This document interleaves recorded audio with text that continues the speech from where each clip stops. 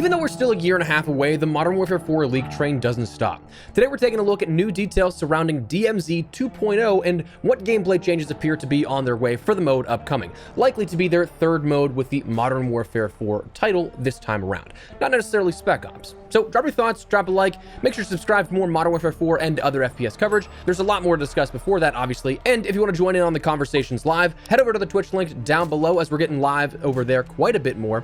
Might even be multi-streaming a bit more to YouTube soon, but that's a work in progress. But anyways, let's get into it. So here's what we know so far to catch you up to speed. Modern Warfare 4, likely as it will be called, will be Infinity Ward's next project in 2026. What the core gameplay is like, we have minimal details on. Whether it plays more like Modern Warfare 2019, Modern Warfare 2, or something else entirely is still up in the air, but will be developed by Infinity Ward here. We also do know that we'll see the campaign following Modern Warfare 3's storyline, multiplayer as a full-fledged offering, naturally, and then DMZ will be the third mode coming that will be a part of that project. At a top level, there's a lot of things that are being debated as of earlier this year for DMZ in particular in Modern Warfare 4. Things like, will it be PvPvE, PvE, or potentially having an option for both? Things like a third mode being the paid entry, or will it be something that is free to play once again? But it has been rumored that DMZ 2.0 will not be associated with Warzone in just about any capacity, which then lends cadence to that paid entry via the actual premium title, that theory there within. Now, what that means for gameplay, we don't quite know for sure. It is rumored that as of COD 2026 in Modern Warfare 4, that modes may have a forked version of the engine, where, while this isn't supposed to be taken as fact, but more of exemplifying what this could look like, you could theoretically have Modern Warfare 4 MP feel like Modern Warfare 2019 in theory, while DMZ in the same box could feel like a more tactical, slower, and more methodical pacing like Modern Warfare 2, and Warzone could be whatever they feel like it wants to be. Again, all in theory.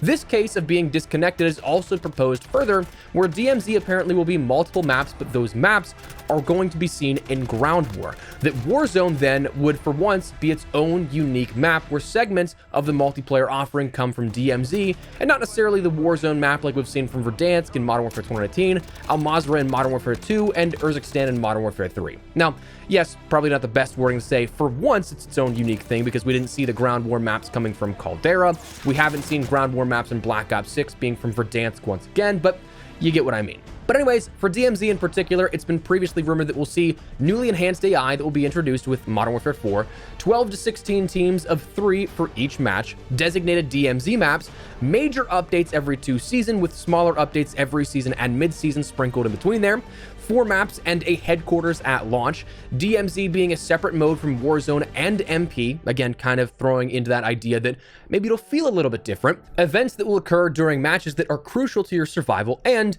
2 modes of PvE only and PvPvE.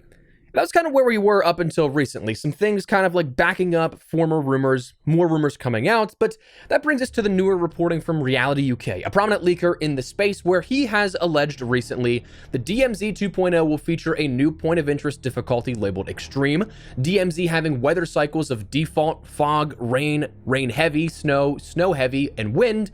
There will be multiple ways to infill into DMZ of ground vehicles, helicopters, AC-130s, and a standard infill that DMZ is referred to as DMZ2 in the files, and has its own unique operator front-end walking scene, as you see with a couple of the other games that we have right now.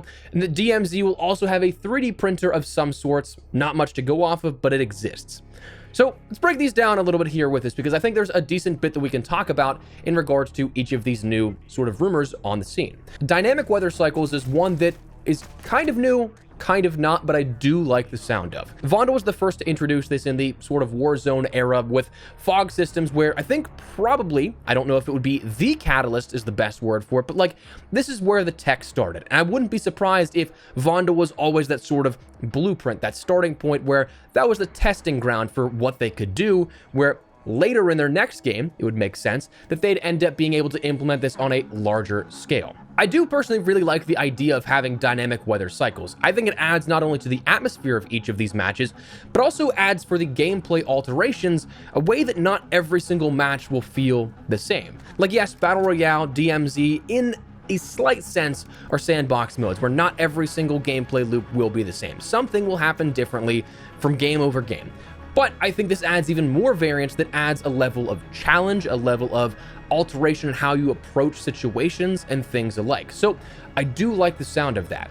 Like, the heavy rainstorm could lead to a foggy atmosphere, wind could change maybe the trajectory of things like thrown grenades and where they land if windy enough, stuff like that.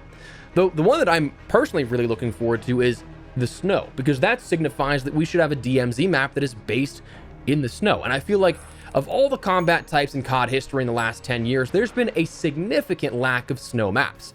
Now, I don't know if that's just me, like, feeling like, oh, I'd like to see more, and I'm missing the obvious, but I also love the aesthetic that is set up with this kind of stuff. Like, I think that Modern Warfare 3 campaign missions, for as little as I liked that campaign, I loved that sort of snow tactical gear whenever you were picking up Shepard in the later portions of the campaign, where you had that cool snowy tactical aesthetic to your character design, and I think that that would be so sick to be able to rock as actual character customization in Modern Warfare 4 for one, but also be able to use that for DMZ to your advantage.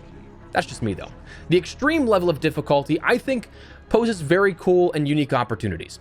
Things like high-level loot areas, potentially highly upgraded AI, and maybe multiple combatant threats of other operators all going for one highly contested area. I think that would be really cool and would be a really nice high-risk, high-reward type of thing here. Maybe like strongholds, but even buffed more.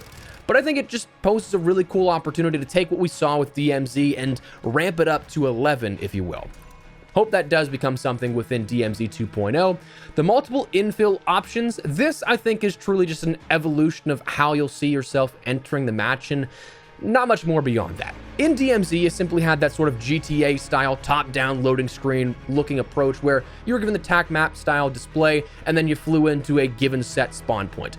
This is probably going to do the same thing, but incorporating those animations we've seen that Infinity Ward likes to use since Modern Warfare 2019. Coming in and being dropped off by a helo, perhaps like you see in the ground war animations. Having a Jeep or something bring you in as a ground vehicle. Having an AC-130 or C-130 style plane where you parachute in, and then that standard being the top-down perspective.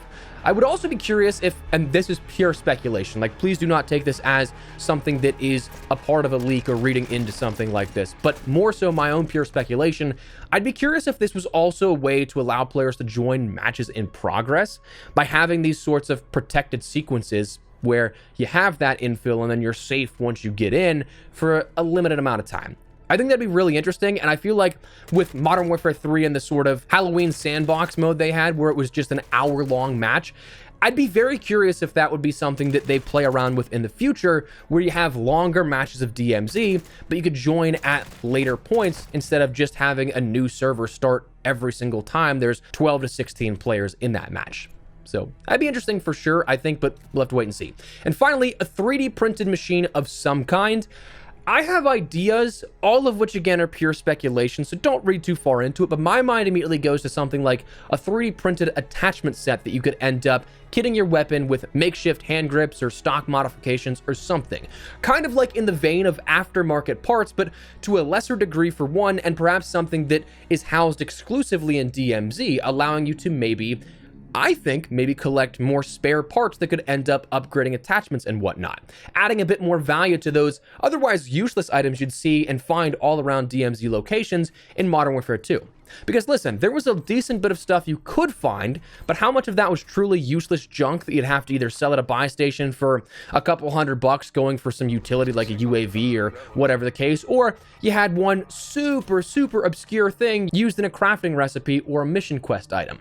I think this would potentially give much more of those obscure items a lot more of regular use situations, kind of like how Arc Raiders has metal and rubber parts that you could scavenge and then use for upgrades to stash stations, weapon parts, and things like that, but in the sense of DMZ in that case. So I think that would be the most logical explanation for a 3D printing machine, but again, we don't have any actual idea of what that could lead to. So it could be entirely off base, but that's kind of what I'm hoping to see out of that. But anyways, I am super curious to see what this will end up being, what this will all amount to, because it seems like we know a decent bit of leaks and rumors, but still, grand scheme of things, not a whole ton. As we've stated so many times, I do think that DMZ was something special and frankly about one of the only things that I really enjoyed out of Modern Warfare 2's offering. And listen, I get it. If you enjoyed Modern Warfare 2, I'm happy for you. Really glad you enjoyed the game. It personally wasn't for me on a number of different reasons, which I won't go into here, but I've said it from the beginning, and I'll say it again. I thought that DMZ was that special bit of potential that could have been something cultivated into something awesome. An entry point for the extraction genre in a time where the mode was still relatively in its infancy, really. Because let's be real, Call of Duty is probably the most easy to pick up shooter on the market. It's often memed and made fun of because of just that. So to offer an extraction shooter, something that when released was predominantly something that was only ever seen in the hardcore fan bases, like all those games like Tarkov, Gray Zone, and so many other ones you could dig into, it's a lot more hardcore. So it was a special opportunity to get newer fans into the genre in a much more approachable fashion. I do think that even though it was a slightly missed opportunity to support it further, with DMZ 2.0 seemingly being a go, I think this could be another opportunity that I hope they do not miss on, and I hope that they continue to support, even say after Modern Warfare 4's main year of support. Especially because at this time, whenever 2026 rolls around, multiple AAA studios and publishers will have had entries into the genre that it'll likely become more mainstream because of that. Like Arc Raiders by Embark is a large one coming that I'm very excited for. Potentially Bungie with Marathon, depending on when that gets delayed and released at, though that still needs a lot of work, but a AAA title no less. It's Bungie after all. And there's rumors even of a Battlefield 6 having an extraction shooter, so AAA studios and publications are just again in the immediate forefront, taking notice and getting in on the trend. So maybe this will finally be enough this time around to do it and keep it going to keep that competition in the industry up. But we'll have to wait and see. That is all that we know right now. Some stuff that we learned about a little bit ago and some new entries into the fold of what should bank in the back of your mind for still, unfortunately, a year and a half away at this point if you are looking forward to DMZ 2.0. But wanted to fill you guys in on all that we know so far. Let me know your thoughts down below. Drop a like if you guys enjoyed the video, and make sure to subscribe for more DMZ and Modern Warfare 4, along with other FPS coverage I love to have in the community. For now, thanks so much for watching. Mine is an Espresso. I'll see you later. Take care, and peace.